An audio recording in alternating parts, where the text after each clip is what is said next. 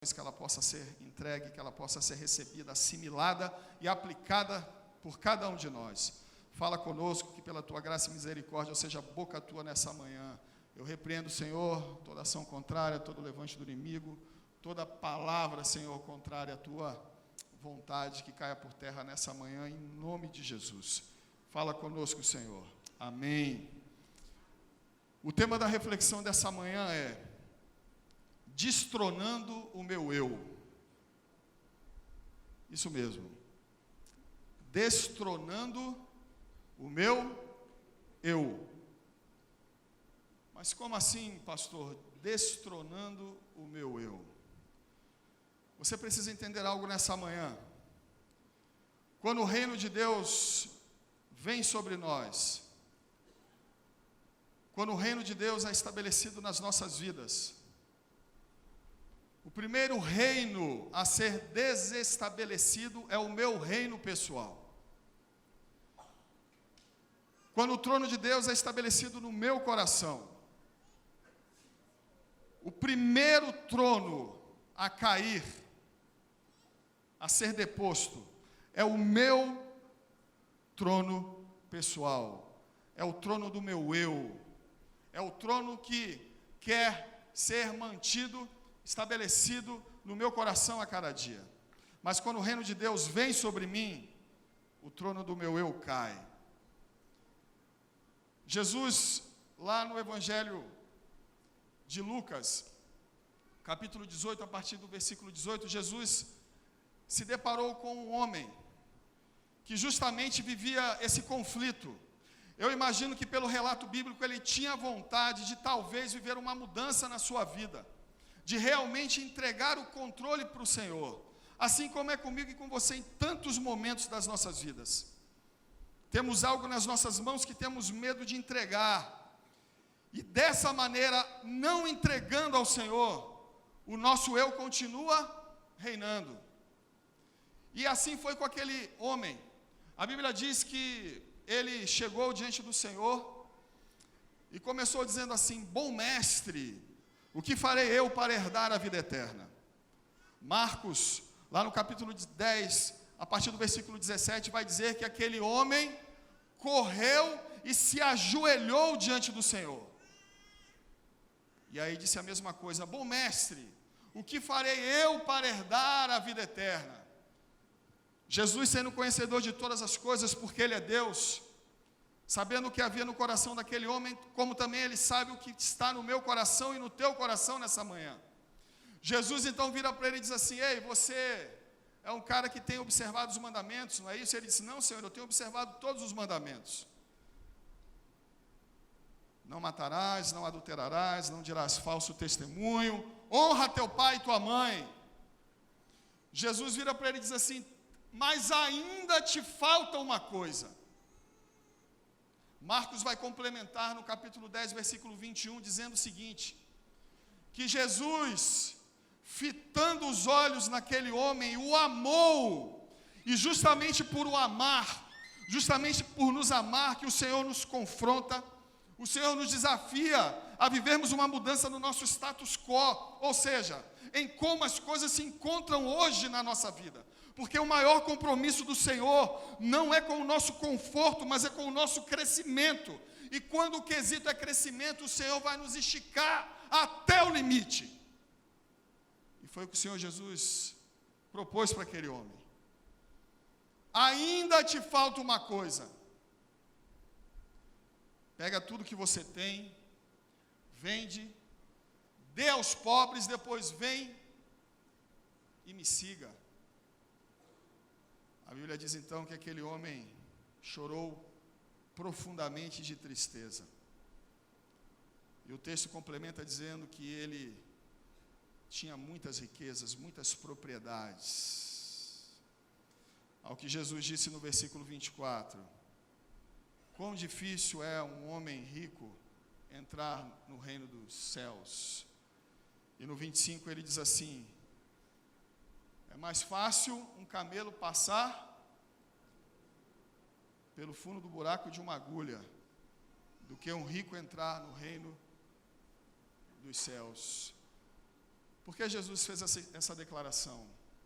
Porque diante daquilo que ele pôde presenciar na vida daquele rapaz, o que Jesus está dizendo aqui, usando essa metáfora do buraco, da agulha, do camelo, Jesus está nos querendo falar de improbabilidades.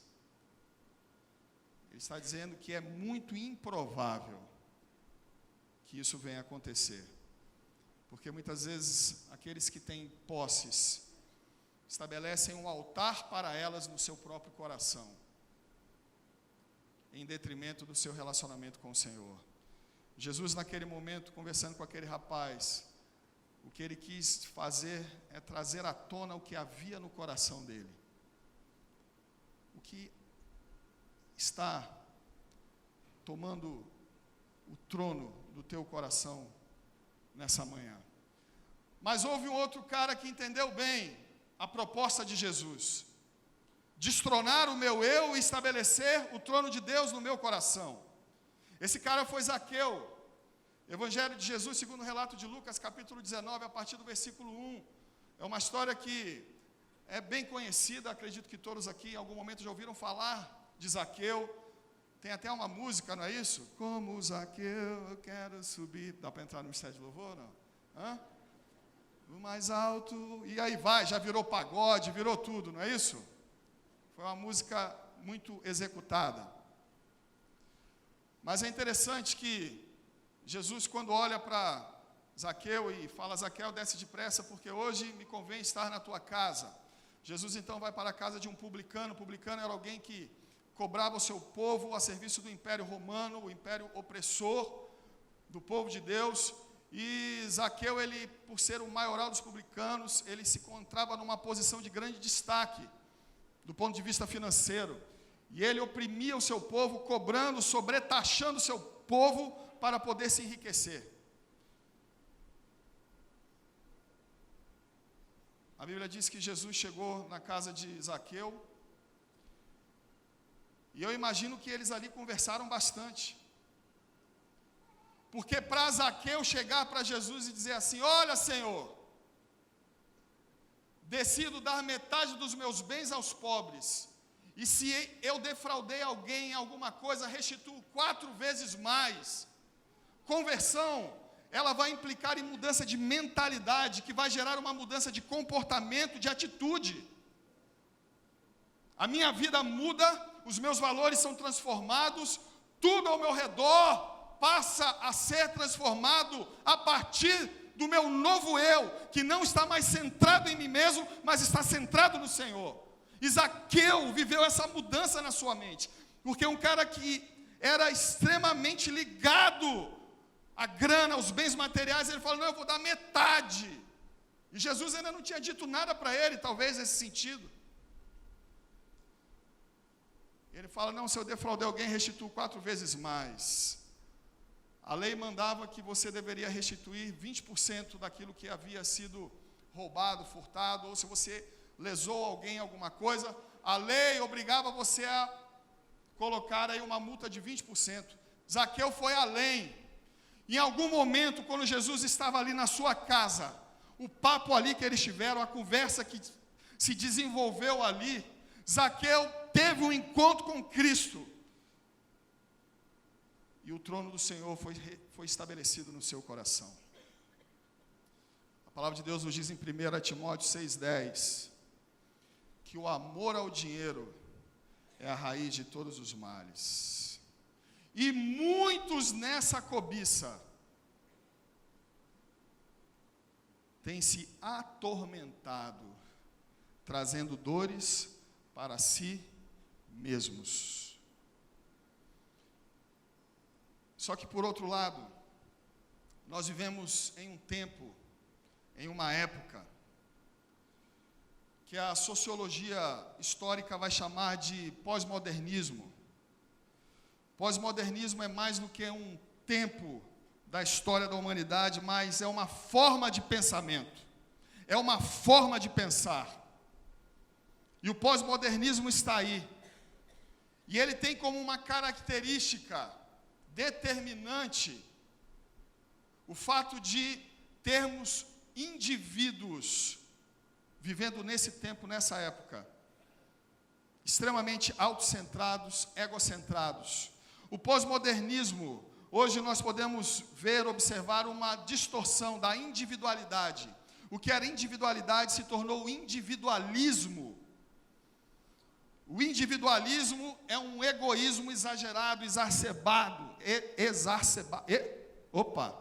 Isso aí, quem sabe faz ao vivo, às vezes acontece. Não é? Às vezes dá uma enrolada. Um egoísmo exagerado.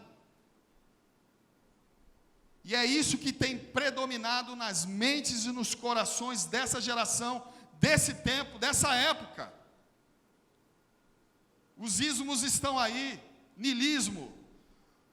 O niilismo vai dizer, uma linha filosófica que vai dizer que não há um motivo pelo qual eu e você estarmos aqui, por isso nós vamos vivendo a nossa vida do nosso jeito. O que importa é isso aqui. Nós temos o relativismo, é o famoso nada a ver, não é isso? O relativismo vai defender que nada é absoluto. Não existem absolutos, uma coisa pode ser de um jeito, mas também pode ser de outro.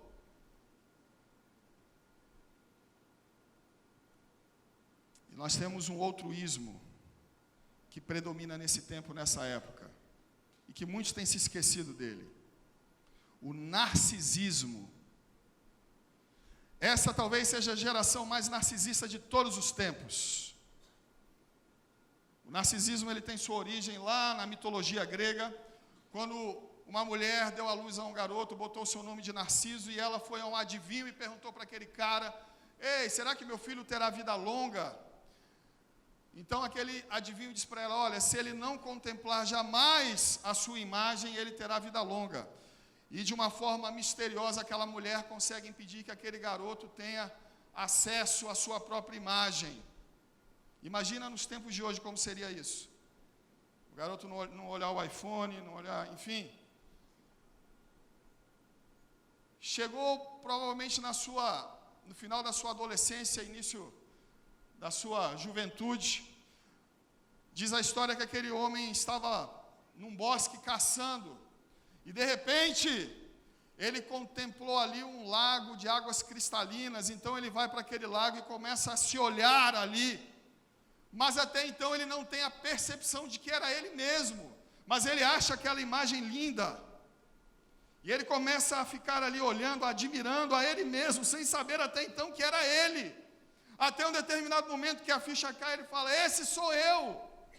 Porque ele toca no lago, naquela imagem refletida, então ele fala: esse sou eu. Então ele se apaixona por si mesmo. Não podendo desenvolver um relacionamento consigo mesmo, não podendo ter a si daquela forma como ele gostaria, trazer aquela imagem para ele, não conseguindo se relacionar consigo mesmo. Narciso fica ali, ao lado daquela fonte de água cristalina, e ele é consumido no seu próprio eu, até definhar e morrer de fome. Uma geração extremamente narcisista. Isso fica muito evidente nas redes sociais. Eu estava lendo uma pesquisa que diz o seguinte, uma reportagem, um estudo científico. As nossas memórias estão indo embora. Sabe por quê? Nós somos a geração com menos memórias, talvez. Mas quando eu falo de memórias, eu não falo de registros, por intermédio de fotografias, imagens. Eu falo de memórias, mente. Imagens que estão registradas na sua mente. Tudo nós tiramos uma foto, não é assim? Tudo nós tiramos uma selfie, tudo nós fazemos um registro. E com isso o nosso cérebro tem trabalhado menos, e ele tem registrado menos imagens que vão ficar marcadas e guardadas no nosso coração. Tudo está sendo guardado num celular, num arquivo de computador, seja onde for, mas não na nossa mente e nos nossos corações em tantos momentos. Uma geração narcisista. Tudo deve ser postado. Não basta apenas viver aquele momento. Se eu não tirar foto e não postar, naturalmente que pode haver o desejo do seu coração de apenas compartilhar um momento top, agradável, sensacional com alguém. Mas será que a motivação do meu coração e do seu coração é apenas essa? Ou é projetar talvez algo que nós não somos, mostrar algo talvez que nós não estejamos vivendo, levar as pessoas a terem uma impressão de nós, que nós na realidade não somos aquilo, porque o narcisismo não está baseado no amor apenas, um amor distorcido por mim mesmo, mas o narcisista, ele vai querer buscar que o outro também o veja como ele se vê. Então ele vai buscar isso no outro também. Eu vou querer que você me veja como eu me vejo. E não há limites para que isso aconteça. Não é a necessidade de aceitação, mas é a necessidade de estabelecer um padrão distorcido para a minha vida, baseado no reinado do meu eu, no meu próprio coração.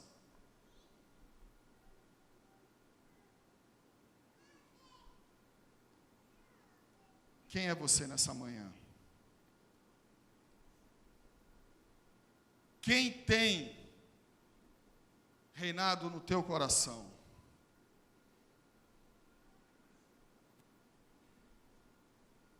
A palavra de Deus está repleta da história de homens que decidiram estabelecer o reinado, o trono do Senhor nos seus corações. Moisés, talvez o maior líder de todos os tempos.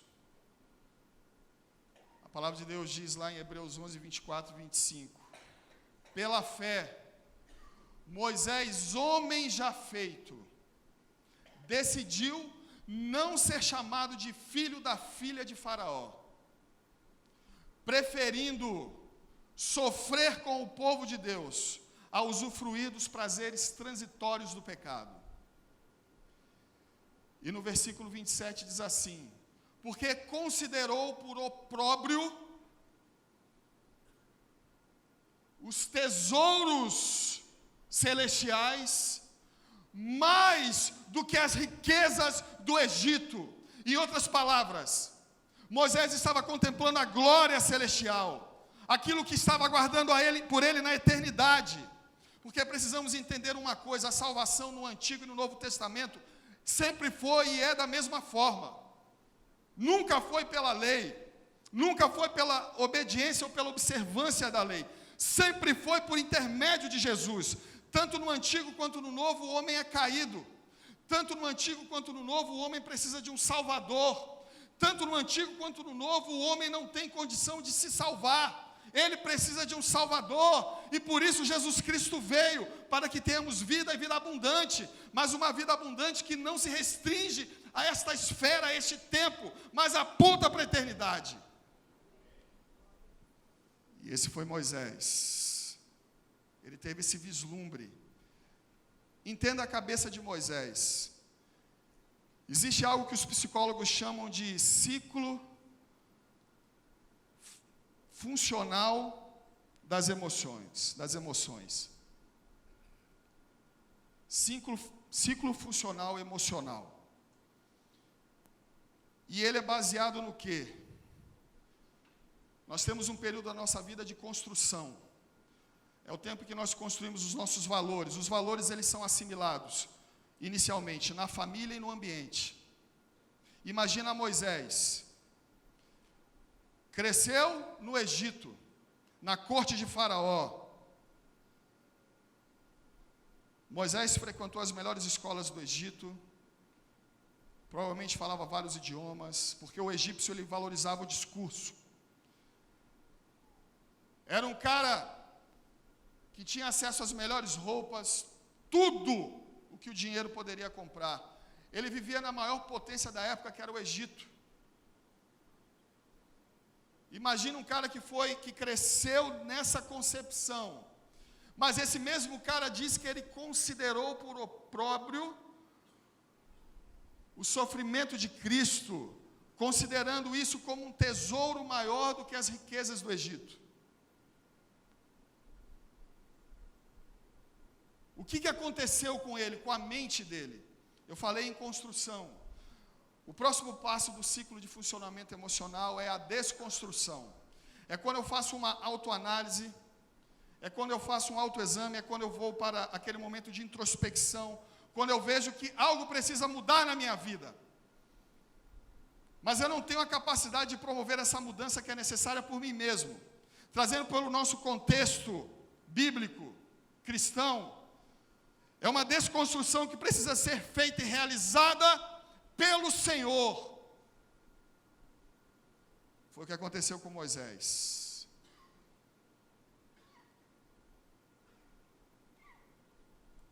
Depois vem a última fase, que é a reconstrução. É quando um novo eu surge, com novos valores, novos princípios, alicerçado de uma outra maneira. Trazendo para o nosso contexto, é quando surge um novo eu, não mais firmado em mim mesmo, mas um novo eu alicerçado na rocha que é Cristo. Pegando o exemplo de Moisés, é quando ele então fala, olha, eu vou largar tudo isso aqui e vou cumprir a vontade do Senhor para a minha vida.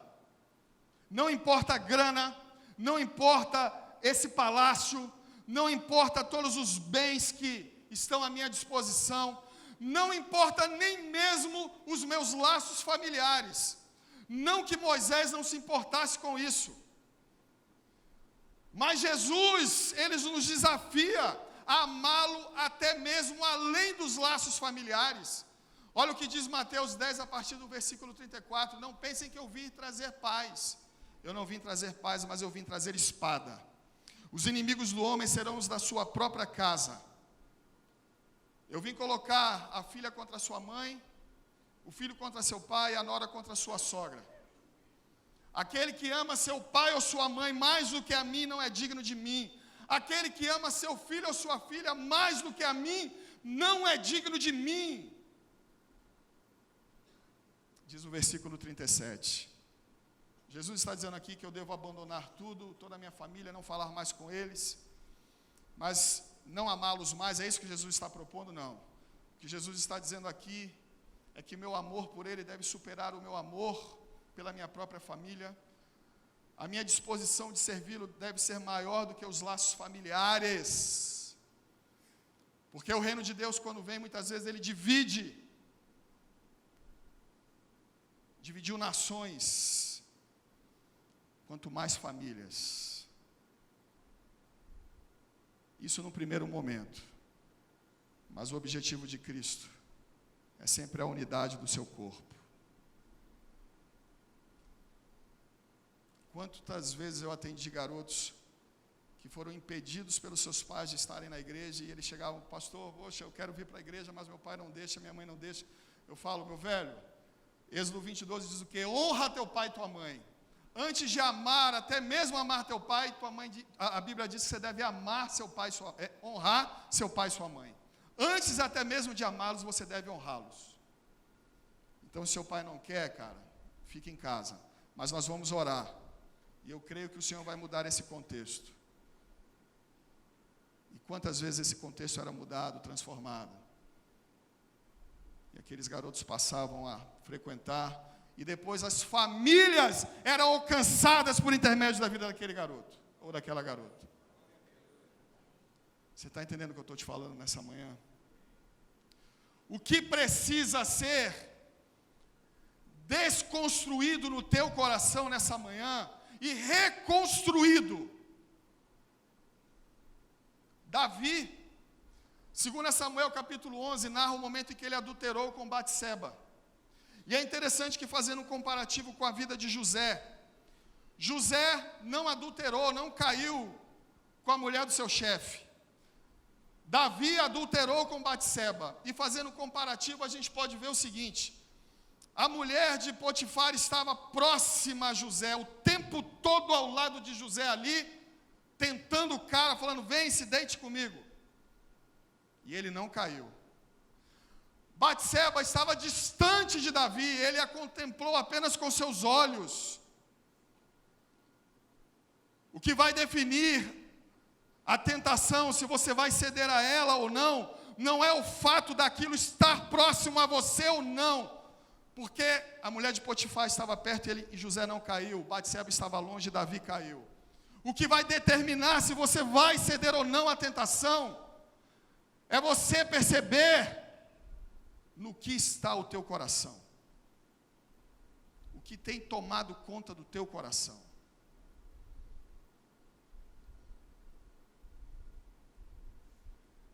Tiago 1, a partir do versículo 12, diz assim: bem-aventurado o homem que suporta com perseverança a provação. Depois de ter sido provado, receberá a coroa da justiça que o Senhor tem reservado para todos aqueles que o amam. Ninguém ao ser tentado diga sou tentado por Deus, porque Deus não pode ser tentado pelo mal e Ele a ninguém tenta, mas cada um é tentado pela sua própria cobiça, que o atrai e o seduz, e a cobiça, uma vez gerada, dá à luz o pecado, e o pecado, uma vez consumado, gera morte. Foi exatamente esse processo que ocorreu no coração de Davi, que tantas vezes acontece comigo e com você. Agora nós precisamos entender outra verdade, outro princípio bíblico, que é uma mentira ou um sofisma que tem tomado conta das mentes pós-modernas. Sofisma é uma mentira que se propõe a ser verdade nas nossas mentes. É quando você ouve assim, não, mas todo mundo peca. Existe uma diferença entre pecar e viver no pecado. Realmente todos nós pecamos. Mas 1 João 3,6 vai dizer assim, que aquele que conheceu Jesus não vive pecando. Aquele que vive pecando não o conheceu. Então, se você tem uma prática sistemática de pecado na sua vida, esse pode ser um forte indício de que talvez você não teve um encontro com Cristo ainda. O teu eu tem tomado conta do teu coração. E foi o caso de Davi, naquele momento ali. Ele deixou que a lascívia, a sua carne, porque quando a Bíblia diz lá em Mateus 26, 41, ei, o espírito está pronto, mas vigie porque a carne é fraca. A carne, ela é fraca. Porque alguém quando peca diz assim, não, a carne é fraca, eu não aguentei, não é isso? Deixa eu dizer uma coisa para você. A carne, ela é fraca para as coisas de Deus. A minha carne, o que Jesus está dizendo aqui é isso. Que a minha carne e a tua carne são fracas para as coisas do Espírito Santo de Deus, mas ela é extremamente forte para o que é dela.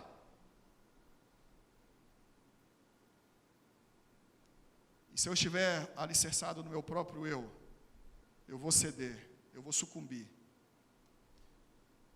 E foi o que talvez aconteceu com Davi naquele momento. Mas esse mesmo homem viveu essa desconstrução e essa reconstrução, porque lá no Salmo 51, 10, ele fez a seguinte declaração, quando o profeta Natã, da parte de Deus, foi enviado para confrontá-lo por causa do seu pecado. Olha o que Davi declarou, cria em mim, ó Deus, um coração puro, e renova dentro de mim um espírito inabalável. O verbo aqui criar é o mesmo verbo lá de Gênesis capítulo 1, versículo 1, que significa criar algo a partir do nada, e só Deus cria algo a partir do nada. Davi falou assim, Senhor, não há algo de bom dentro de mim, eu sou pecador, eu sou falho, eu sou um adúltero, mas Senhor, faz um novo eu não firmado em mim mesmo, mas firmado no Senhor. Quem é você nessa manhã? Profeta Jeremias. Jeremias foi o cara que pregou arrependimento para o povo. E o povo não se arrependendo, porque a vida de um profeta naquela época era muito difícil. Você tinha que levar uma mensagem que ninguém queria ouvir. Uma mensagem dura. Ei, se arrependa, senão você vai se tornar escravo. A Babilônia estava batendo as portas. 605 a.C., guerra de Carquemes. A Babilônia enfrenta uma coalizão egípcia e assíria, derrota os caras. E aí eles voltam a sua atenção para Judá. Vão em direção a Judá. Chegando em Judá, eles entram no templo, retiram seus utensílios, aquilo que havia de valor, e nessa leva pegam Daniel e alguns outros caras ali e levam para a Babilônia. Jeremias, então, havia pregado e avisado que isso ia acontecer. Mas Jeremias não parou, ele continuou pregando. Ele continuou pregando para o povo lá no exílio. Jeremias foi forçado a fugir para o Egito. E mesmo lá no exílio, no Egito, ele continuou pregando para o seu povo arrependimento.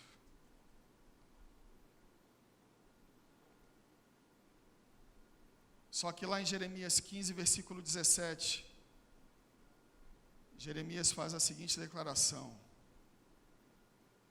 nunca me assentei com aqueles que se alegram, nunca me regozijei, porque a tua mão estava sobre mim.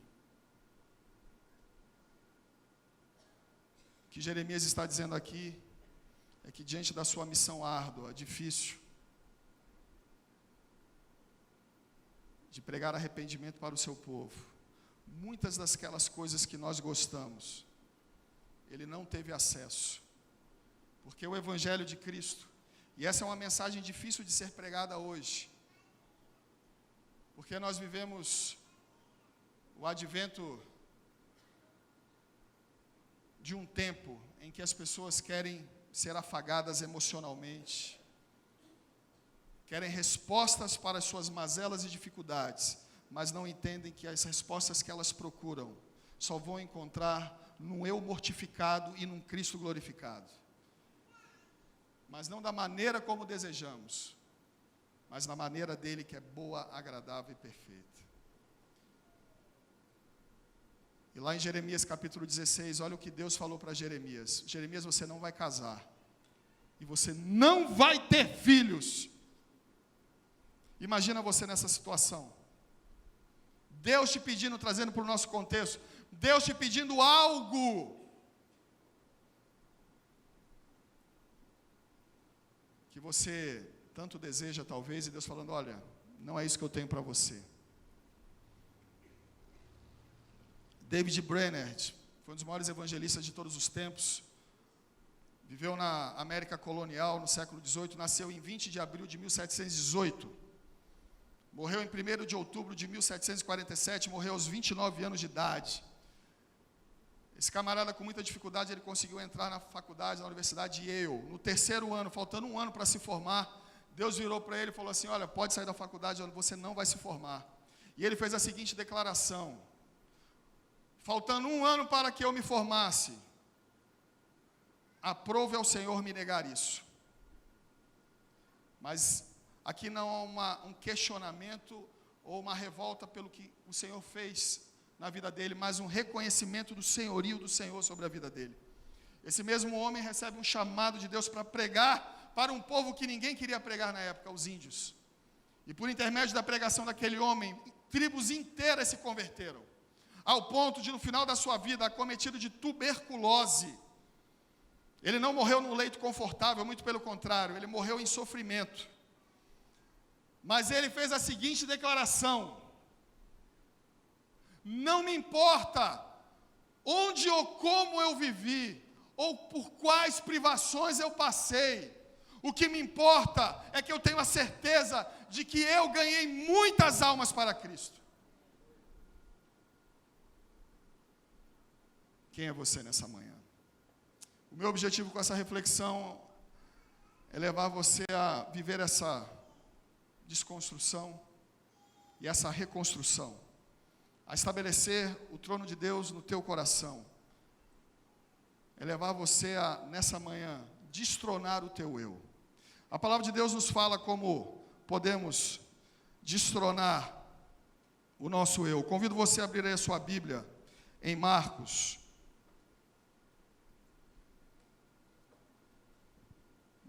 Marcos 8, de 34 a 38.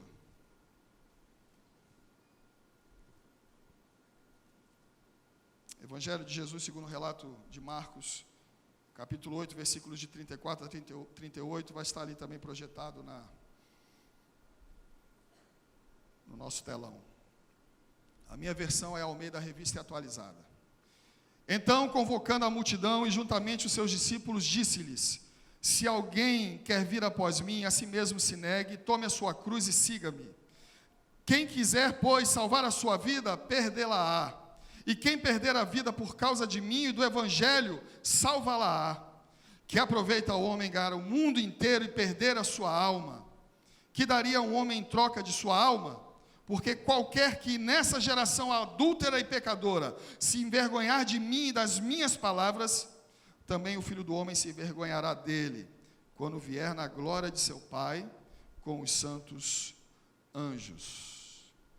Só para que a gente entenda melhor esse contexto, eu vou voltar um pouquinho. Vou continuar aí em Marcos capítulo 8, mas eu vou voltar para o versículo 31. A Bíblia diz que Jesus estava ali falando para os seus discípulos. E Jesus então vira para eles e diz assim: olha, é necessário que eu sofra muitas dores, e que eu venha a ser rejeitado pelos anciãos, pelos sacerdotes, pelos escribas, toda a elite religiosa da época, e que eu venha a morrer e ressuscitar no terceiro dia. Os discípulos ficaram meio impressionados com aquilo que Jesus havia falado. E a Bíblia diz aqui que Jesus falava claramente, diz o versículo 32. Mas, em um determinado momento, Pedro, diante daquela situação, a cena era essa: Jesus aqui com seus discípulos à sua frente. A Bíblia diz então que Pedro, saindo da condição de espectador, ele pega Jesus, e o texto diz que ele chama Jesus à parte. Essa é a cena, ele pega Jesus e vai com Jesus à parte. Provavelmente ele não falou na frente dos outros discípulos aquilo, mas ele virou para Jesus e falou: Senhor, não é possível isso. Isso não pode acontecer. Eu não vou permitir aquilo tudo. No versículo 33, Jesus diz o que para ele? Arreda-te, Satanás. Por que Jesus disse isso para Pedro? Ele quis ser indelicado com Pedro? Porque na realidade, Pedro, de certa forma, fez a mesma coisa que o diabo fez lá em Mateus 4, de 1 a 11, naquele momento em que Jesus foi tentado. Qual era o objetivo da tentação de Cristo?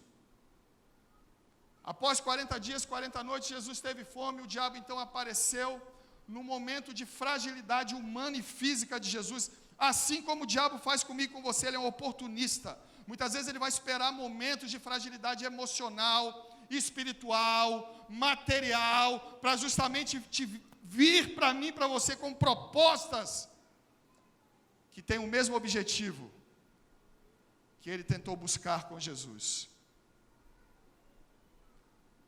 A tentação, ela vai sempre ter o mesmo objetivo: me desviar você da cruz. E foi o que o diabo tentou fazer com Jesus. Jesus, se tu és filho, transforma aí esses pães, essas pedras em pães. Jesus falou: não só de pão viverá o homem, mas de toda a palavra que procede da boca de Deus. E ele continua: se és filho de Deus. Levou ele para cima do pináculo do templo e disse: se és filho de Deus, atira-te daqui, porque está dito na tua palavra que você dará ordem aos teus anjos e eles te sustentarão. E não tendo êxito, ele então leva Jesus para um lugar alto e mostra a riqueza de todos os reinos e diz assim: se prostrado me adorardes, eu te darei todas essas coisas. Jesus então diz: somente ao Senhor teu Deus adorarás, e somente a Ele prestará culto. E é interessante que, eu não sei se você percebeu no início do texto, quando o diabo fala, se és, e ele faz isso por 2 vezes, por 2 tentativas. Talvez numa tentativa desesperada e equivocada de tentar apelar para a humanidade de Jesus. Se és filho de Deus, ou seja, você não é tudo que você diz que é, então faz isso aí. Como acontece comigo e com você. Você não é filho de Deus, por que você está passando por isso? Ou por uma outra perspectiva, se você é filho de Deus, por que você não faz logo esse negócio, não compra essa casa? Não dá um passo de fé? Por que você não compra esse carro e divide em 60 meses? Não é assim? Você não é filho do rei? Então vamos lá, mete o pé e faz aquilo que você quer fazer. Não estou dizendo que você não possa ousar, mas o coração do homem pode fazer planos, mas a resposta certa vem dos lábios do Senhor.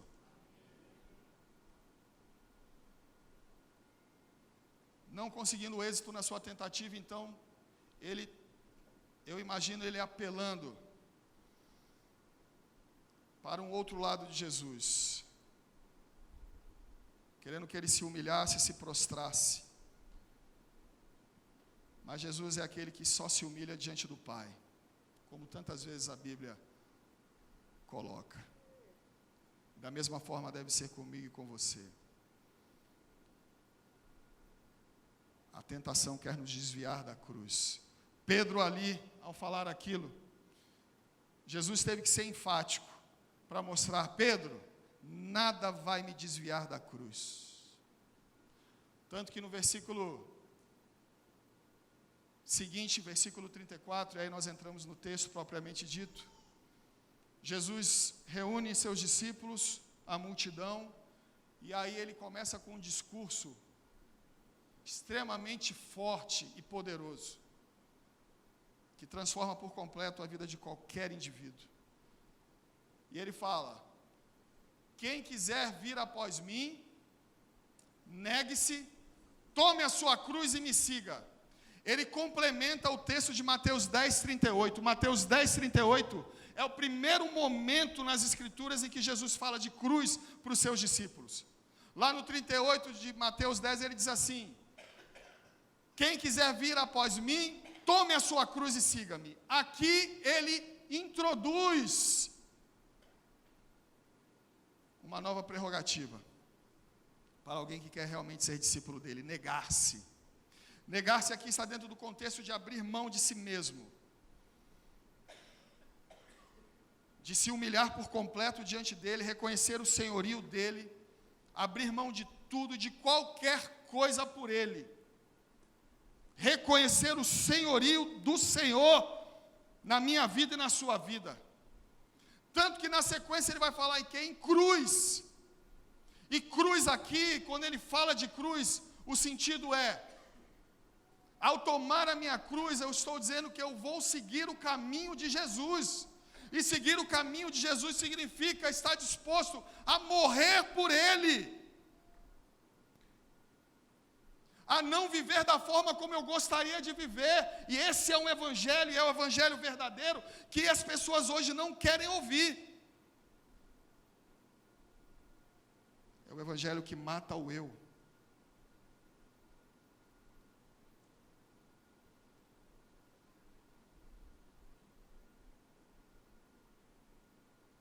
Você está disposto a fazer o que pelo Senhor?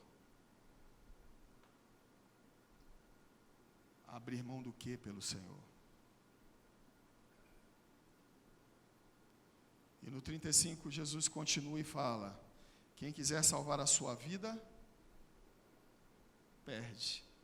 Quem quiser perder a sua vida, salvar a sua vida, quem quiser salvar a sua vida, perde. Quem quiser perder a sua vida por causa do meu nome e do meu evangelho, esse vai ser salvo. É o que ele disse lá em Mateus 10:39. Quem acha a sua vida perde, quem perde a sua vida por causa do meu nome, acha. Aqui ele faz um paradoxo, não é isso? Salvar, e ele está dizendo aqui o seguinte: aquele que está alicerçado nos padrões desse mundo, nas riquezas desse mundo, que pensa viver tudo aquilo que tem de melhor apenas nesse mundo, nesse tempo, esse vai perder. Mas aquele que entende que, enquanto eu estou aqui, a minha mente o meu coração tem que estar na eternidade.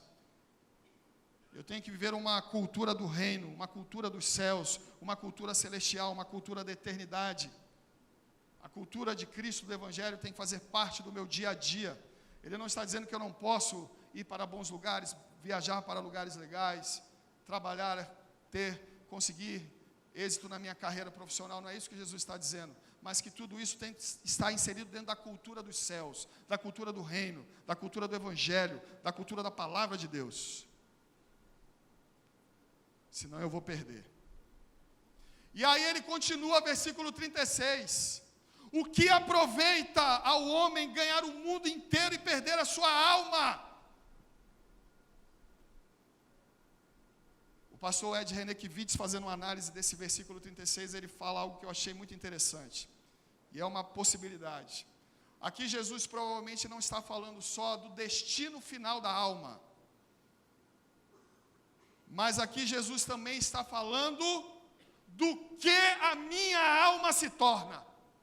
E o que a minha alma se torna vai determinar para onde a minha alma vai. Se os meus valores são terrenos, se a minha esperança em Cristo se limita a essa vida, como diz 1 Coríntios 15, 19, isso determina que a minha alma não está alicerçada, centrada em Jesus. O meu coração não está em Cristo.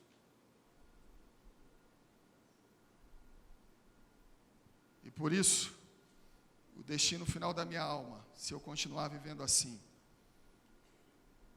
vai ser a perdição, a morte eterna.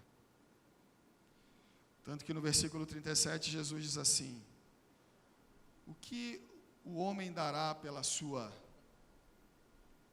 vida? Vida aqui é o mesmo pela sua alma, perdão. O que dará um homem pela sua alma?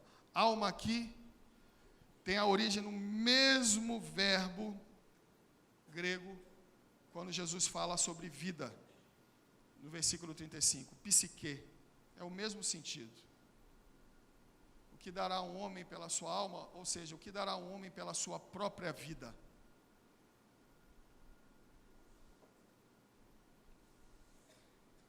E o texto continua, versículo 38. Aquele que me confessar diante dos homens, eu também vou confessá-lo diante do meu Pai. Mas aquele que se envergonhar de mim diante dos homens, eu não vou confessá-lo diante do Pai. O que Jesus está falando aqui sobre, quando ele usa a palavra, essa expressão, se envergonhar de mim. O sentido aqui é o seguinte: ao passar por lutas, dificuldades, tribulações e mais do que isso, ao passar por perseguições, se não estivermos ao lado do Senhor, enquanto estivermos nelas, e não abrimos mão do Senhor, eu vou ser confessado diante do Pai. Ele vai me confessar diante do Pai e dos seus anjos. Mas se diante da prova e da perseguição, eu deixar Jesus, Ele vai me negar.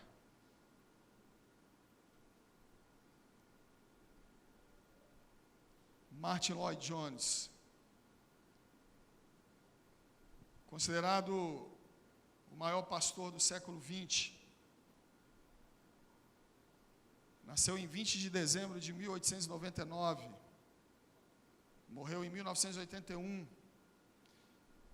fez a Universidade de Medicina, se tornou nada mais, nada menos do que médico auxiliar da família real britânica. Mas esse homem, por volta dos seus 27 anos de idade, ele recebeu um chamado do Senhor para pregar o Evangelho. Ele larga tudo para seguir ao Senhor. Em 1968 ele se aposenta, passa apenas a escrever, E é interessante que, mesmo sem viajar tanto, mesmo recluso, em virtude da enfermidade que logo também o acometeu, ele conseguiu influenciar uma geração por intermédio dos seus escritos e continua influenciando até hoje, algo sobrenatural. Ele, acometido por um câncer no estágio final, ele então, ali no seu leito, a igreja orando e seus familiares o cercando ali naquele momento, ele então pede para a igreja e para os seus familiares: não orem mais por mim, não me detenham da glória do Senhor.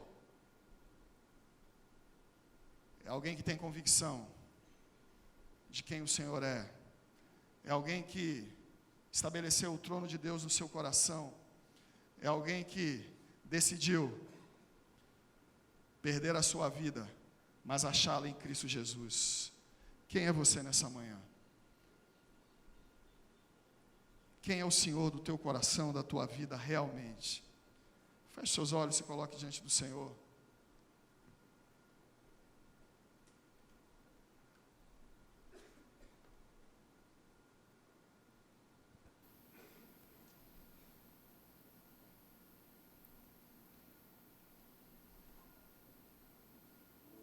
Feche seus olhos e se coloque diante do Senhor.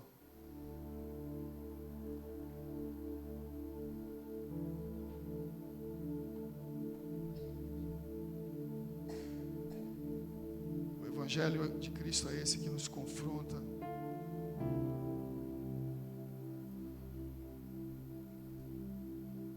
Que transforma o nosso status quo. Que muda a nossa forma de pensar e de viver, consequentemente. Esse é o Evangelho de Cristo, que precisa ser desconstruído hoje, que foi construído ao longo da tua vida, e o que só Jesus pode reconstruir hoje na tua vida. Mas eu não estou falando de bens materiais, de posição, não é isso. No seu bem-estar emocional, Jesus está interessado nisso, mas não é exatamente sobre isso que eu estou falando agora. Porque grandes homens de Deus passaram por grandes crises emocionais, mas não abriram mão da sua fé.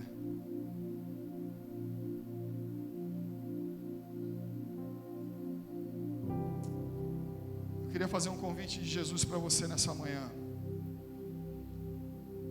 Para que você possa estabelecer realmente o trono de Deus no seu coração. A todos quanto recebeu deles o poder de serem feitos filhos de Deus, a saber, todos aqueles que creram no seu nome. Ninguém tem maior amor do que esse, do que dar a sua própria vida em favor do amigo a quem ama. Esse é Jesus. A prova de amor definitiva foi estabelecida na cruz do Calvário. O sacrifício absoluto foi realizado na cruz do Calvário. O Evangelho não significa que a gente não vai passar por lutas e dificuldades, mas significa que eu não pertenço mais a mim mesmo, mas pertenço ao Senhor, e por estar nas mãos dEle, não há lugar melhor que eu possa estar, sendo conduzido, dirigido, guiado, protegido por Ele. Esse é o Senhor, e Ele está aqui hoje. Deus me amou, te amou de uma tal maneira que Ele enviou o seu melhor, Jesus Cristo, para que todo aquele que nele crê não pereça, mas tenha vida eterna. Esse é Jesus. A mensagem da cruz é loucura para os que estão se perdendo, mas para nós que estamos sendo salvos é o poder de Deus. E esse poder está aqui nessa manhã, e é o poder de Deus para salvar a todo aquele que crê. Eu queria perguntar para você nessa manhã, há um convite de Jesus para você. Não é um convite para uma religião, mas é um convite para ser realmente um servo, uma serva de Jesus. Alguém nessa manhã, todos estão de olhos fechados, que recebe a Jesus como Senhor e Salvador da sua vida. Eu quero Jesus. Eu quero que Ele realmente seja o Senhor do meu coração. Eu quero que o trono dEle seja estabelecido no meu coração. Alguém nessa manhã que confessa a Jesus como Senhor e Salvador da sua vida, eu queria orar por você. Faz um sinal com a sua mão, levanta a sua mão onde você está, eu vou orar por você. Eu quero Jesus. Eu recebo Jesus. Glória a Deus, eu já vi, pode abaixar. É você. Jesus está chamando você.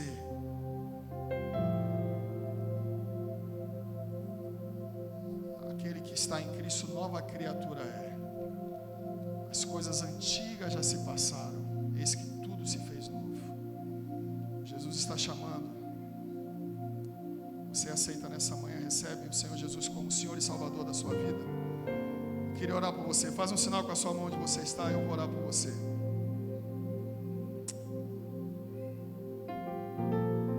Glória a Deus, eu já vi, pode abaixar.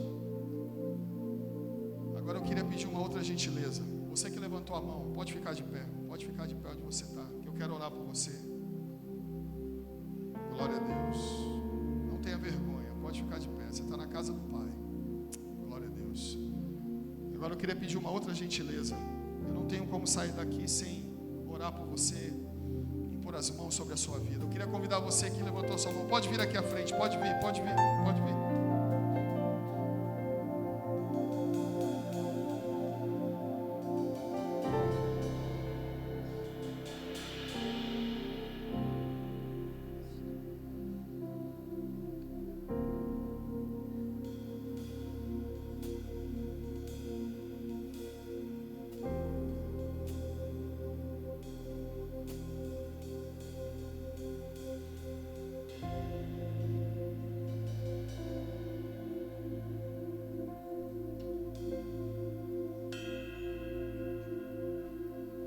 Estenda suas mãos para cá agora. Pai, toda honra, toda glória sejam dadas a Ti, Deus. Eu Te louvo por essas vidas que se entregam diante do Senhor. Eu as abençoo em nome de Jesus. Espírito Santo, que Tu possa tomá-las no topo da sua cabeça, a ponta dos seus pés, que agora elas venham ser seladas por Ti, que elas não se desviem nem para a direita nem para a esquerda, mas que elas possam permanecer firmes em direção ao alvo sem jamais retroceder. Eu as abençoo em nome de Jesus. Que independente das suas lutas, dificuldades, que elas possam permanecer firmadas no Senhor. Em nome de Jesus, Senhor, que elas possam fazer, viver tudo aquilo que o Senhor tem preparado e reservado para elas. Em nome de Jesus. Continua aqui, só um minutinho.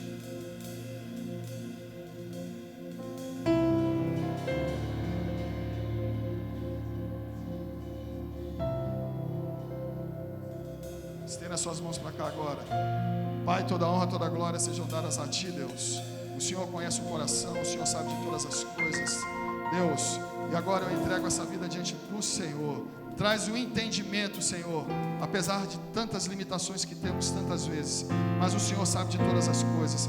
Traz o entendimento do Teu amor, de quem o Senhor é. E agora, Espírito Santo, toma do topo da sua cabeça a ponta dos seus pés, que ela venha ser selada por Ti, que ela não se desvie nem para a direita nem para a esquerda, mas que ela possa permanecer firmada naquilo que o Senhor estabeleceu para ela, desde antes da fundação do mundo. Eu a abençoo em nome de Jesus. Amém. O Senhor nos deu uma família de sangue. Aqui nós temos duas irmãs. Elas são irmãs de sangue. Mas em Cristo Jesus nós temos uma família espiritual. Agora eu queria que vocês olhassem para lá. Pode olhar. Essa é a sua família em Cristo Jesus. Glória a Deus.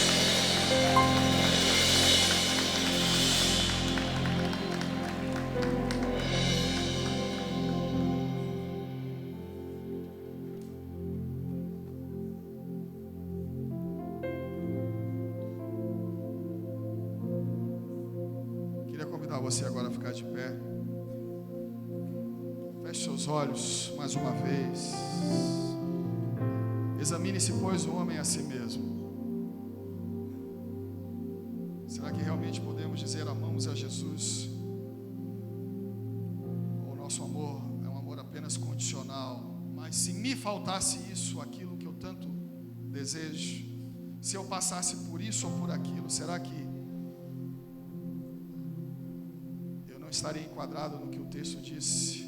Aquele que se envergonhar de mim.